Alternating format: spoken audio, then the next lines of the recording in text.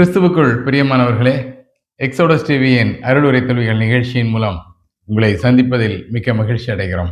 இந்த நாளின் பயணம் இனிமையுடன் அமைய அன்பின் வாழ்த்துக்கள். இந்த நாளின் தியானத்திற்காக அக்கினியும் ஆக்கினையும் என்ற பொருளில் வேதத்திலிருந்து சில சத்தியங்களை அறிந்து கொள்ளலாம். அக்கினி, நெருப்பு, தீ என்று பல்வேறு பெயர்களில் அழைக்கப்படும் அக்கினி என்பது என்ன? தீ எவ்வாறு உருவாகிறது? பழைய கற்காலத்தில் மனிதன் சிக்கி முக்கி கற்களை உராய்வதினால் நெருப்பை கண்டுபிடித்தான் எனவும் அதை வைத்து விலங்குகளை பயமுறுத்தினான் எனவும் நமது வரலாற்று புத்தகத்தில் படித்தது நினைவுக்கு வரலாம். நெருப்பு அல்லது அக்கினி என்பது ஆக்சிஜனேற்றம் நிகழ்ந்து பிளம்புகளுடன் வெப்பம், ஒளி ஆகியவற்றை வெளியேற்றி எரியும் ஒரு நிகழ்வாகும்.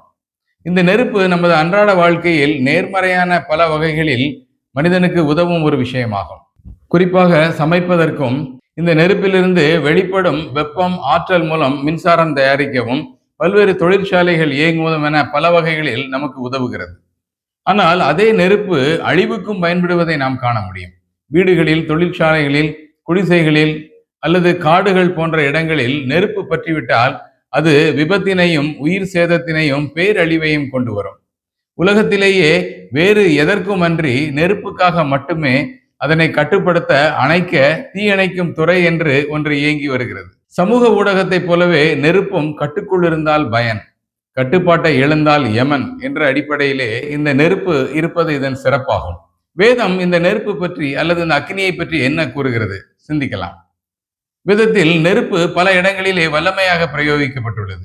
அக்கினி என்றவுடன் நமக்குள் வேதத்தின் பல சம்பவங்கள் நினைவுக்கு வரலாம். ஆனால் தேவனின் பிரசன்னத்திற்கும், தேவனின் தன்மைக்கும், தேவனின் பரிசுத்தத்திற்கும் அக்கினி வேதத்தில் பேசப்பட்டுள்ளது.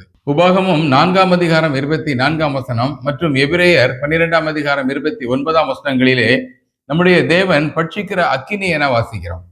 மேலும் யாத்ராகமம் 3 அதிகாரம் 3 கர்த்தருடைய தூதனானவர் ஒரு முட்செடியின் நடுவிலிருந்து உண்டான அக்னி ஜுவாலையில் நின்று அவனுக்கு தரிசனமானார் என வாசிக்கிறோம். யாத்ராகமம் 19 அதிகாரம் 18 தேவன் சீனாய் மலையின் கொடுமுடியில் அக்கினியில் இறங்கியதாகவும் அந்த இடம் முழுவதும் புகைக்காடாய் இருந்ததாகவும் அந்த புகை சூளையின் புகையைப் போல எழும்பிற்று என வாசிக்கிறோம். தானியேல் தனது தரிசனத்தில் நீண்ட ஆயுசுள்ளவர் வீட்டிருந்தார் எனவும் அவரது சிங்காசனம் அக்னி ஜுவாலையாக இருந்ததையும் அந்த அக்கினி நதி அவரது சன்னதியிலிருந்து புறப்பட்டு வந்ததையும் தானியேல் 7 அதிகாரம் 9 முதல் 11 வாசிக்கிறோம்.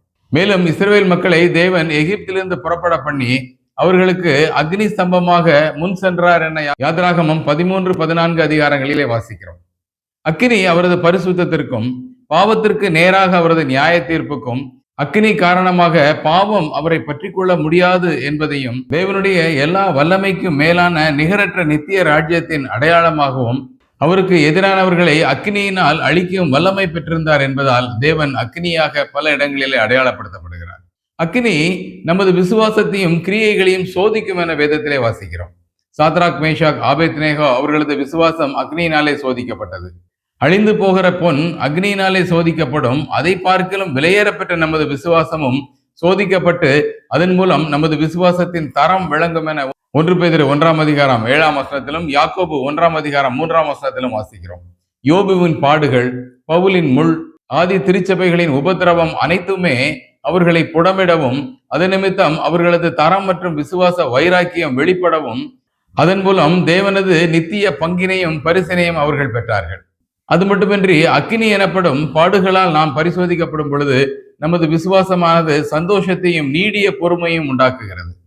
நமது விசுவாசம் மட்டுமல்ல, நமது வேலைப்பாடும் எத்தகையது என அக்கினியினாலே சோதிக்கப்படும் என 1 கொரிந்தியர் 3 அதிகாரம் 13 வாசிக்கிறோம். பொன், வெள்ளி, விலையேறப்பெற்ற கல் ஆகியவை அக்னியினால் புடமிடப்படும் பொழுது அதனுடைய வேலைப்பாடு எத்தகையது என்பது விளங்கும். அதே நேரம் புல், வைக்கோல், மரம் போன்ற வேலைப்பாடுகள் வெந்து காணாமல் போகும் என வாசிக்கிறோம்.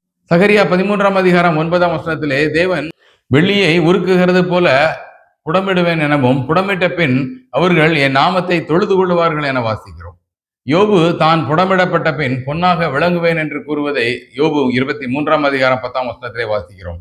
அக்கினி எனும் பாடுகள், உபத்திரவங்கள், கஷ்டங்கள் ஆகியவற்றை நமது வாழ்வில் நாம் கடந்து செல்லும் பொழுது அவைகள் தேவனால் நம் வாழ்விற்கு அனுப்பப்பட்ட அக்கினி என்பதை உணர்வோமானால் நாம் மெருகேறவும், நமது விசுவாசம் வலுப்படவும், நீடிய பொறுமையை நமது வாழ்வில் கற்றுக்கொள்ளவும் அது உதவும் என்பதை மறந்துவிட வேண்டாம். லேவியராகமம் 6ஆம் அதிகாரம் 12ஆம் வசனத்திலே பலிபீடத்தின் மேல் இருக்கிற அக்கினி அவியாமல் எரிந்து கொண்டு இருக்க வேண்டும் என்பதற்காக ஆசாரியர்கள் காலைதோறும் அதன் மேல் எரியும்படி கட்டைகளை போட வேண்டும் என்ற வாசிக்கிறோம்.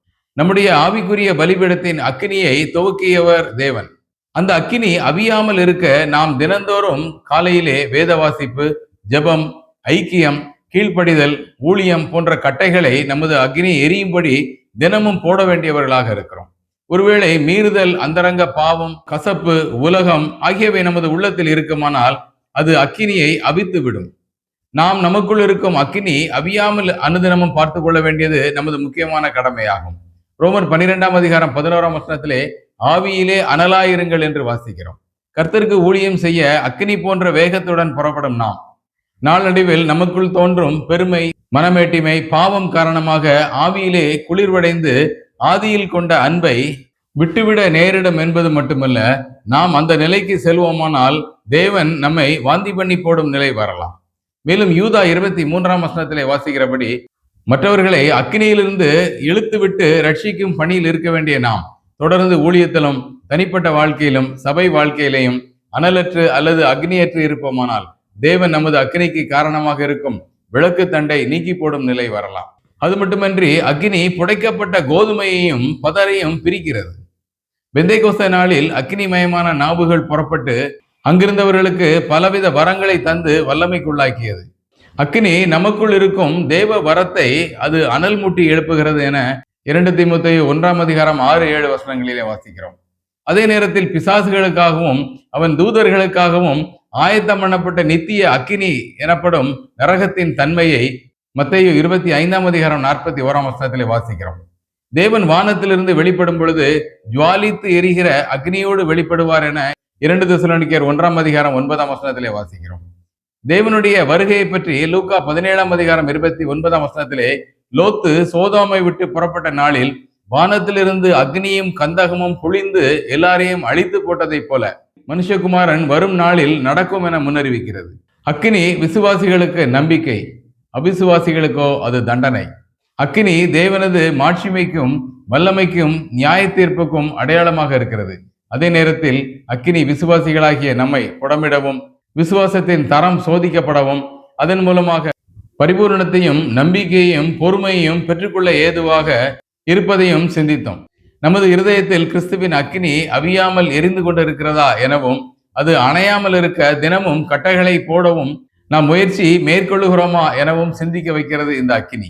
தேவன் ஜுவாலித்து எரிகிற அக்கினியோடு வெளிப்பட போகிறார் எனவும் வெளிப்படும் கிறிஸ்துவோடு செல்ல ஆயத்தமாக இருக்கிறோமா எனவும் சிறிய நெருப்பு பெரிய காட்டையை கொளுத்திவிடும் என்பதால் ஒவ்வொரு நாளும் ஒவ்வொரு நிமிடமும் பாவம் என்கின்ற சிறிய நெருப்பு நம்முடைய வாழ்க்கையை கொளுத்தி விடாதபடி தொடர்ந்து நன்மையான காரியங்களை பெற்றுக்கொள்ளவும் கிறிஸ்து வரும்பொழுது அவரோடு எதிர்படவும் தேவன் நமக்கு உதவி செய்வாராக. கர்த்தருடைய நாமம் இன்றும் என்றும் மகிமைப்படுவதாக. ஆமென்.